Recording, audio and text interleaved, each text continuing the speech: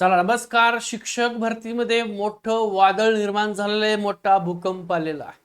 शिक्षक भरती हो काय निर्णय आहे सविस्तर संपूर्ण माहिती तुम्हाला या व्हिडिओमध्ये मिळणार आहे, त्यामुळे शेवट पण व्हिडिओ बघा.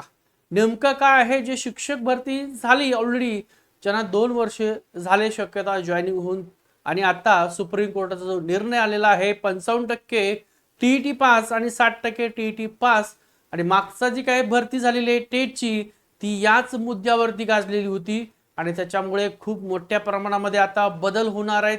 भूकंपाला असं म्हणता येणार आहे. बघूया शिक्षक भरती 2022 मेरिटचा विजय आणि प्रशासकीय भूकंप, सर्वोच्च न्यायालयाचा ऐतिहासिक निकाल आणि त्यासोबत महाराष्ट्राच्या शिक्षण क्षेत्रात त्याचं दूरगामी झालेले परिणाम आता पाहायला मिळते. आता नेमकं या ठिकाणी जर पाहिलं असेल तर नंबर 1चा मुद्दा थोडक्यात आपण सांगूया. सर्वोच्च न्यायालयाचा निर्णय काय आहे तर टीईटी मध्ये सवलत घेतली तरी गुणवत्ता उमेदवारांना खुल्या प्रवर्गात संधी नाकारता येणार नाही.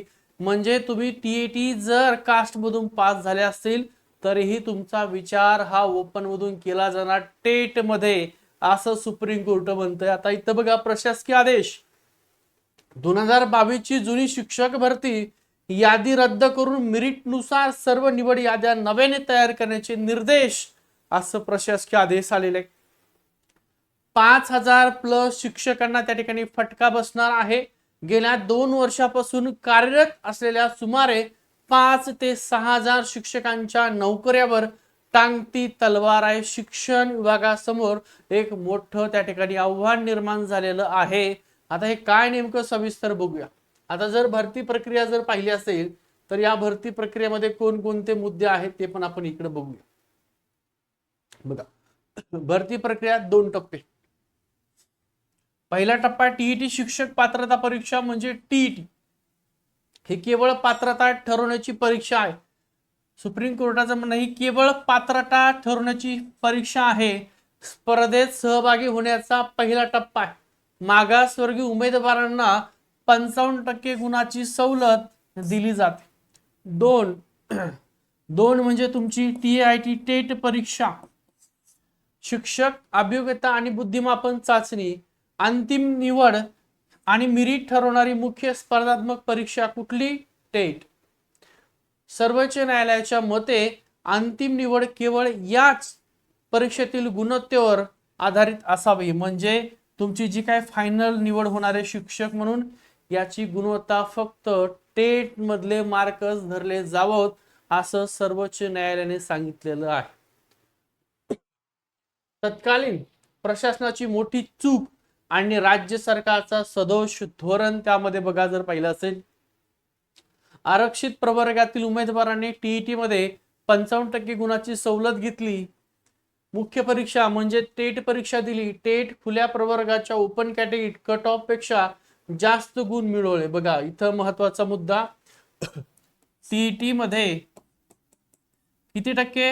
55%. म्हणजे कास्ट मधून तो पास झाला टीईटी, आणि इकडं टेट ही जी परीक्षा आहे त्या टेट परीक्षेत त्यांनी काय केलंय, ओपनच्या मार्कापेक्षा जास्त मार्क मिळवले, ओपन कट ऑफ पेक्षा जास्त गुण मिळवले. कारण तत्कालीन शिक्षण आयुक्ताचा निर्णय सवलत घेतली म्हणून खुल्या प्रवर्गात प्रवेशास मज्जाव त्यांना दिलेला होता, आणि त्याच्यामुळे काही कास्टवाले टीईटी पास झाले होते कास्टमधून, त्यांना ओपन पेक्षा जास्त मार्क होते, तरीही त्यांना शिक्षक या टेट 2 मध्ये होता आलं नाहीये. सर्वोच्च न्यायालयात गेले, सर्वोच्च न्यायालयाने निकाल दिलाय, आणि आता याच्यामुळं शिक्षण आयुक्तामुळे खूप मोठ्या प्रमाणात उलथापालथ होणार आहे रिझल्ट मध्ये.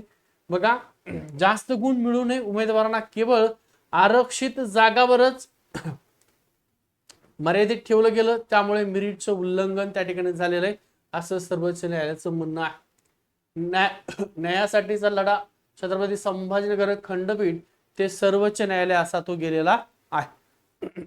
खुल्या गटातील मेरिट मध्ये असूनही शेवटी निवड यादीत वगळल्याने उमेदवारांचा संताप. भरतीच्या अवघ्या 2 दिवस आधी नियम बदलल्याचा आरोप त्या ठिकाणी याचिकाकर्त्यांनी केला होता.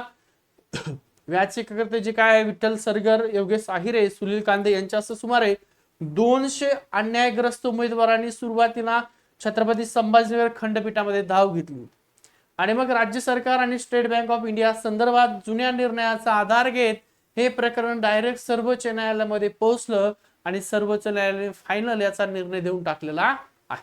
आता टीईटी मधील सवलत ही केवळ पात्रतेपुरती मर्यादित आहे. सवलत ही केवळ स्पर्धेत सहभागी होण्यासाठी दिली जाते. मात्र अंतिम निवड ही शिक्षक अभियोग्यता आणि बुद्धिमापन चाचणी म्हणजे टेट मधील गुणवत्तेवरच आधारित असावी असं सर्वोच्च न्यायालयाचं म्हणणं आहे. सर्वोच्च न्यायालयाचा ऐतिहासिक त्या ठिकाणी निकाल आहे. सवलतीमुळे खुल्या प्रवर्गातून उमेदवारांना वगळणे बेकायदेशीर आहे आणि चुकीचं सुद्धा आहे. नियमात अशी कोणतीही बंदी नसल्यास मेरिटनुसार संधी दिली पाहिजे. आता तत्कालीन प्रशासनाचं धोरण आणि सर्वोच्च न्यायालयाचे आदेश यामुळे काय काय होणार आहे बघा. दृष्टिकोनातील बदल शासन विरुद्ध सर्वोच्च न्यायालयाचं जर पाहिलं तर तत्कालीन प्रशासनाचं धोरण टीईटी परीक्षेत 55% सवलत घेतली तर उमेदवार आरक्षित प्रवर्गात लॉक होतो. मुख्य परीक्षेत कितीही जास्त गुण असले तरी खुल्या प्रवर्गातील जागा मिळणार नाही. हा तत्कालीन प्रशासनाचं धोरणानुसार टेट 2 नुसार त्यांचं सिलेक्शन केलं. आता सर्वोच्च न्यायालयाचा जो आदेश आहे त्या आदेशामध्ये कोणते उलथेपालथ होणार आहे बघूया. टीईटी मधील सवलत ही फक्त प्रवेशासाठी एंट्री लेवल फिल्टरसाठी आहे. मुख्य परीक्षात म्हणजे टेट गुणवत्ता सिद्ध केल्यास कोणत्याही सवलतीचा विचार न करता खुल्या प्रवर्गामध्ये निवड होण्याचा अधिकार आहे असं सर्वोच्च न्यायालय म्हणतंय. आणि या निर्णयामुळे आता काय होणार आहे, गुणवत्ता यादी पुन्हा लागणार आहे. न्यायालयाचं स्पष्ट निर्देश संपूर्ण प्रक्रियाचा फेर आढावा आहे. बघा इकडे कॅन्सल दिले, तुमची जुनी यादी दाखवली कॅन्सल, इथं कातरून टाकलं अप्रूव्हल दिलं. इकडे काय दिले, अप्रूव्हल. कुठली नवीन यादी अप्रूव्हल. आता जुन्या याद्या रद्द. 2022च्या शिक्षक भरती प्रक्रियेच्या सर्व निवड याद्या नव्याने जाहीर कराव्या लागणार आहे. पुनर्मूल्यांकन रिइव्हॅल्युएशन गुणवत्तेच्या आधारे मेरिट सर्व उमेदवाराचं नव्याने पूर्ण मूल्यांकन त्या ठिकाणी करावं लागणार आहे. आणि 3 नंबरचा मुद्दा समावेश. पात्र मागासवर्गीय उमेदवारांना ज्यांनी मेरिट सिद्ध केलं आहे सर्वसाधारण खुल्या प्रवर्गातील जागावर समावेश त्या ठिकाणी करावं लागणार आहे. म्हणजे न्यायालयाचे स्पष्ट निर्देश आणि संपूर्ण या भरती प्रक्रियेचा हा फेर आढावा आहे. प्रशासकीय भूकंप आणि शिक्षकांचा आता भवितव्य तुम्ही जर पाहिलं असेल तर 5,000 ते 6,000 शिक्षक आहेत. जुन्या निवड यादीनुसार हजारो शिक्षक सध्या राज्यात गेली 2 वर्षे शिक्षक म्हणून तिथं कार्यरत आहेत. नवीन मेरिट यादी लागू झाल्यास सध्या नोकरीवर असलेल्या सुमारे 5,000 ते 6,000 शिक्षकांना यादी बाहेर जावे लागण्याची आणि नोकरी गमावण्याची शक्यता आहे. आता सरकार काय निर्णय घेत आहे त्यावर डिपेंड आहे.